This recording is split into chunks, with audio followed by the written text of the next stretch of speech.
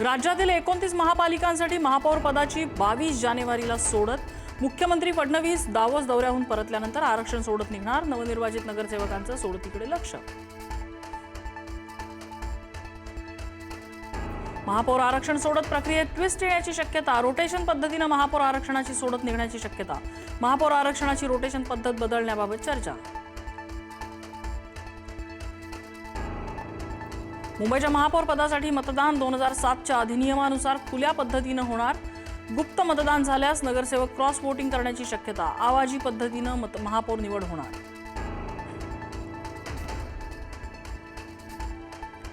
मुंबईत महापौर पदासाठी ठाकरेंची शिवसेना भाजपच्या पाठीशी असल्याची चर्चा.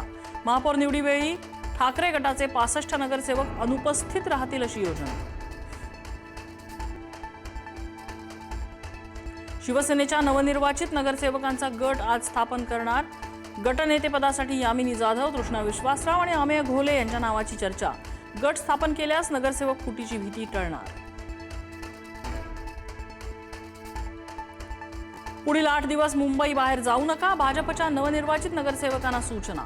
मुंबई महापालिकेत सत्ता स्थापनेसाठी 8 ते 10 दिवस लागणार, त्यामुळे कुणीच मुंबई बाहेर जाऊ नये अशा सूचना. ठाणे महापालिकेमध्ये भाजपने 2 वर्षासाठी मागितलं महापौरपद. भाजप आमदार निरंजन डावखरे यांची मागणी. महापालिकेत महत्त्वाची पदं मिळाली नाही तर विरोधी बाकांवर बसू, डावखरेंचा इशारा.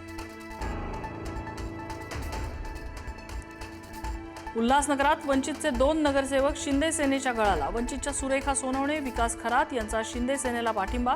शिंदेंची भेट घेऊन दिलं पाठिंब्याचं पत्र.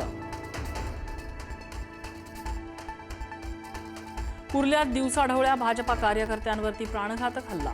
पेव्हर ब्लॉक, धारदार शस्त्र आणि पट्ट्यानं मारहाण. मारहाणीचं कारण अद्याप अस्पष्ट.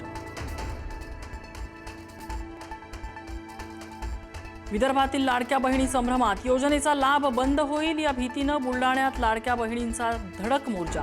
बहिणींची महिला आणि बालकल्याण कार्यालयात धडक, तर हिंगोली ई-केवायसीची मुदत वाढवून देण्याची बहिणींची मागणी.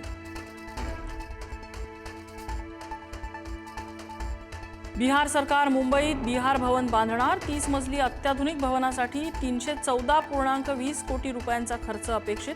बिहारमधील प्रवासी आणि रुग्णांना मोठा फायदा होणार.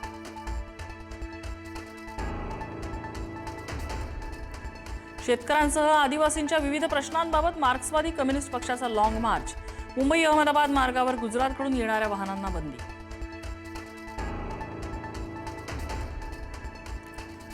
डॉक्टर संग्राम पाटील यांना परदेशात जाण्यापासून रोखलं. मुंबई विमानतळावर इमिग्रेशन विभागाची कारवाई. लुकआउट नोटीस अद्याप रद्द न झाल्यामुळे इमिग्रेशन विभागानं रोखलं.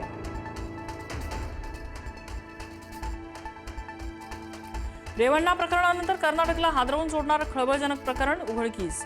महिलांशी अश्लील वर्तन करताना पोलीस महासंचालक रामचंद्र राव यांचा व्हिडिओ व्हायरल. व्हिडिओ मॉर्फ असल्याचा राव यांचा दावा.